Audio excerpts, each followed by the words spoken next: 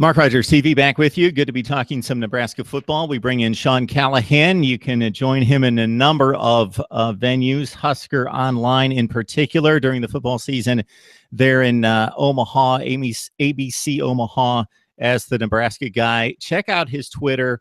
You get tons of information on Huskers football and immediate insight into the program and the day-to-day workings of Nebraska football. Sean, we appreciate you jumping on board here. It's great to be on. Thanks. Yeah, so the quarterback situation obviously comes to mind first and foremost for most football programs, but especially when you have a long-tenured starter who has moved on in Tommy Armstrong. We know the roller coaster that his career provided. So your thoughts about Tanner Lee, the Tulane transfer, versus Patrick O'Brien, the redshirt freshman, who has a little bit more time in the system, and how these two guys look during the spring. Well, Tanner Lee was named the starter at the end of the spring, so they really liked what he showed, and he won the job. I mean, he's a veteran that transferred from Tulane and was hit a lot there. They didn't have a great protection there. It just wasn't but he still did some really good things. And I think what initially put him on the map was he would go to that Manning Passing Academy deal every year. And Archie Manning told a lot of people that he outthrew Jared Goff. I mean, they really thought he was the best quarterback down there the year Goff was down there as well, when everybody was asking about him. And Tulane had a coaching change. He transfers to Nebraska because they switched offenses. And if he would have had 2 years of eligibility known at the time, he's probably at LSU. Les Miles wanted him there, but they couldn't guarantee to have 2 years. Well, he gets to Nebraska in August. They found out he got a second year. So they kind of took a gamble thinking he might be a 1-year guy, could be a 2-year guy. It's really worked out. He's as good of a pro-style prospect quarterback I've ever seen at Nebraska. 6'4", 220, makes all the throws, makes throws I haven't seen quarterbacks ever make here. But what's really interesting is Patrick O'Brien, for a redshirt freshman, is also very talented, but he just probably needs more time to learn and develop, and that's hard to do because he probably honestly could have started and played some games last year. They wanted to let him learn and develop in redshirt.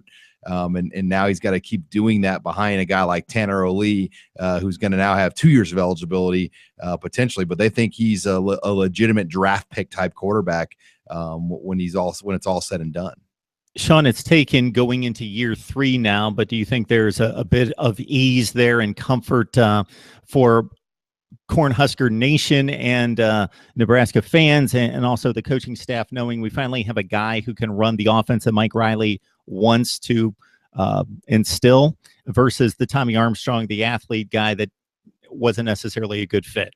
Yeah, that was the challenge. I mean, Nebraska, the coaching staff had to really work with what they had just to win games.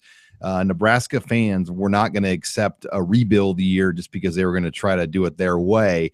Bill Callahan learned that in 2004, trying to make Joe Daly do all the things that didn't work well, and it just didn't. It got them off to a bad start. Well, they had that bad start in year 1, but they salvaged it with a win over the Big Ten champions, Michigan State, and then they beat UCLA, a very good UCLA team, in a bowl game to get 6 wins in that first year. And the way they finished the year, then they got off to a 7-0 start last year, doing it with Tommy. And then the finish was tough, though. The injuries to Tommy and then the backup quarterback, they were a decimated team. Nathan Gary was out for the bowl game, their only draft pick. Jordan Westerkamp was out for the bowl game.